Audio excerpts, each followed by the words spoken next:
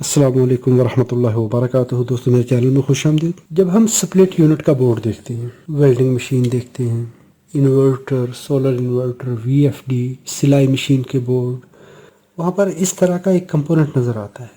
اس میں دیکھیں تو یہاں سے یہ لائن آ رہی ہے، لائیو وائر اس کے اندر سے گزار کے پھر آؤٹ کر دی، آؤٹ ڈور یونٹ کو چلی گئی۔ نیوٹرل یہاں سے آیا، ایسے چلا گیا۔ ابھی اس ماڈل کے اندر جو کمپریسر ریلے ہے وہ آؤٹ ڈور یونٹ کے اندر ہے، تو یہاں سے کمانڈ سگنل جائے گا، وہ ریلے آن ہو جائے گی۔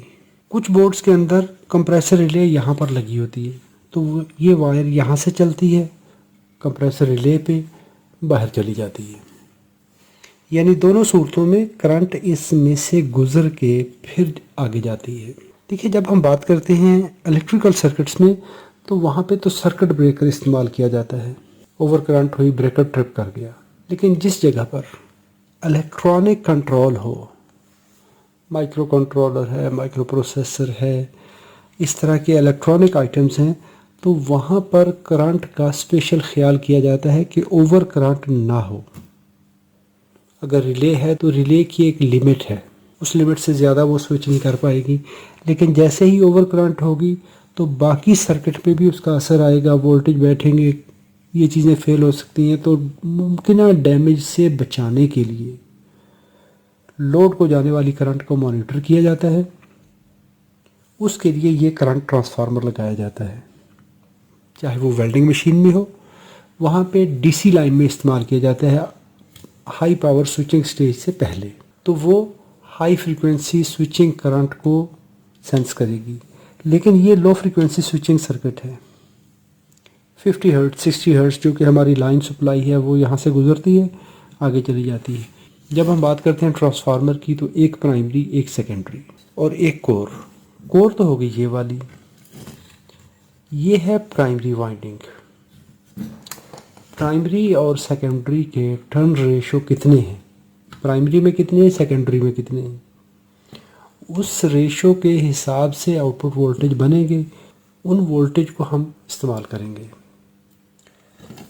جتنی کرنٹ یہاں سے آئی یہ گزر گئی، پرائمری کا ہو گیا ایک ٹرن۔ سیکنڈری وائنڈنگ یہاں پہ ہے، اس کے جتنے بھی ٹرن ہیں، 2 4 10 جو بھی ہے، جتنی کرنٹ فلو ہوگی اس کے ایکویلنٹ میگنیٹک فیلڈ بنے گا، وہ میگنیٹک فیلڈ اس کور کو میگنیٹائز کرے گا، اس کی وجہ سے سیکنڈری میں وولٹیج بنے گے۔ سیکنڈری وائنڈنگ کا ایک اینڈ سسٹم گراؤنڈ کے ساتھ ہے، جو سرکٹ کا گراؤنڈ ہے، مائکرو کنٹرولر کا گراؤنڈ ہے، یہ والا کیپیسٹر کے نیگیٹو ٹرمینل پہ۔ یہاں سے دوسرا اینڈ دیکھیں تو یہ ایک ڈائیوڈ لگا ہے یہاں پر 1N4148، آگے ایک کرنٹ لمٹ رجسٹر ہے، اس میں سے یہ سگنل پاس ہوگا۔ یہاں پر یہ ڈائیوڈ لگا ہے تو یہ ڈائیوڈ کیا کرے گا، جو سائن سگنل بنے گا، کیونکہ کرنٹ ہماری سائن ویو ہے، اس کا نیگیٹو پیک کلپ کر دے گا، پازیٹیو پیک کو گزرنے دے گا، پازیٹیو پیک یہاں سے چلے گا، ایسے یہ اس طرح آیا اس پوائنٹ پہ اور یہاں سے گزرا اس جگہ پہ آ گیا، مائکرو کنٹرولر کی اس پن پہ یہ سگنل پہنچ گیا۔ مائکرو کنٹرولر اس سگنل کو مانیٹر کرتا رہے گا کتنی کرنٹ چل رہی ہے، اس کرنٹ کے حساب سے اپنی کیلکولیشن کرے گا۔ جب وہ کرنٹ اس لمٹ سے اوپر چلے گی جو سیف لمٹ ہے، کمپریسر سٹک ہو گیا، چوک ہو گیا، جس کی وجہ سے اس میں اوور کرنٹ آ گئی، اس کی موٹر جل گئی، تو وائرنگ کو ڈیمیج سے بچانے کے لیے یہ کیا کرے گا، سسٹم کو آف کر دے گا۔ ابھی اس کو ہم اس سے بورڈ سے باہر نکالتے ہیں اور پھر اس کا سگنل دیکھتے ہیں اور اس کا رسپانس دیکھتے ہیں کہ یہ کیسے کام کرتا ہے۔ پرائمری، کور، سیکنڈری۔ جب ہم ٹرانسفارمر کی بات کرتے ہیں تو پرائمری، کور، سیکنڈری وائنڈنگ۔ ابھی یہاں پر پرائمری اور سیکنڈری وائنڈنگ کے درمیان کتنا ٹرن ریشو ہے، کتنا میگنیٹک فلکس بن رہا ہے، اس حساب سے آؤٹ پٹ وولٹیج بنے گی۔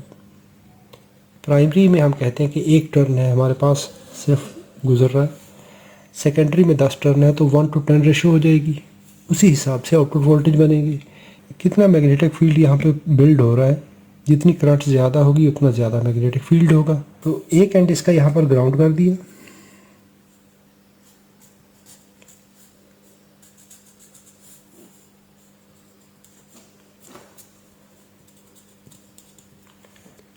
यहाँ पर 5/10 की एक रजिस्टर है जो कि करंट लिमिट करवा रही है और ये सर्किट को चली जाती है। इसमें से गुजरने वाली करंट को ट्रांसलेट किया जाता है वोल्टेज की फॉर्म में। यहाँ पर ए टू डी कन्वर्टर है जो कि उन वोल्टेज को, उन पीक्स को मेजर करेगा, जो कि यहाँ से जो सिग्नल आउट हो रहा है इस पॉइंट से इस तरह होता है, लेकिन यहाँ पर जो सिग्नल होगा ये पल्सेस होगी, साइन पल्सेस होंगी। अगर करंट थोड़ी है छोटी पल्सेस, करंट ज़्यादा है तो बड़ी पल्सेस।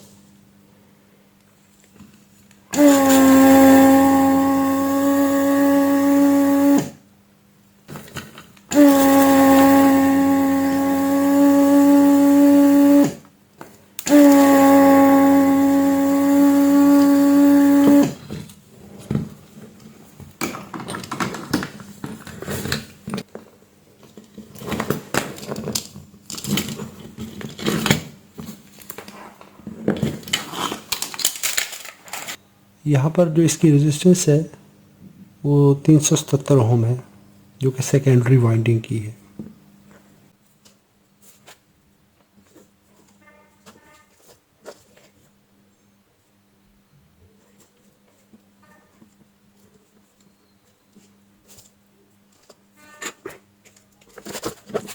अब यहाँ पर मैंने एक रेक्टिफायर लगाया और इसके साथ 100K की रजिस्टर लगा दी, जो कि माइक्रो कंट्रोलर भी हो सकता है, कुछ भी हो सकता है। चलिए सर्किट को टेस्ट करते हैं अभी।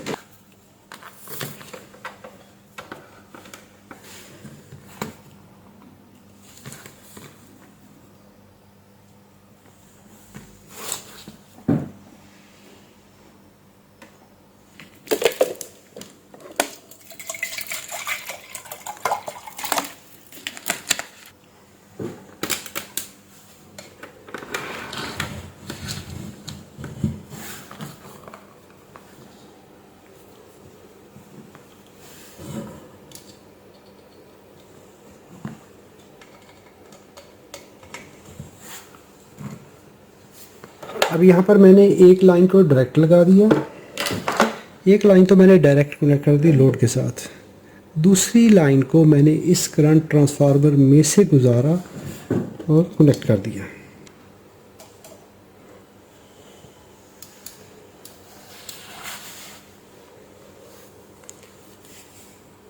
यहाँ पर अगर करंट थोड़ी होगी तो ये पल्सेस छोटे एम्पलीट्यूड की होगी, अगर करंट ज़्यादा है तो ये एम्पलीट्यूड इसका ज़्यादा होगा।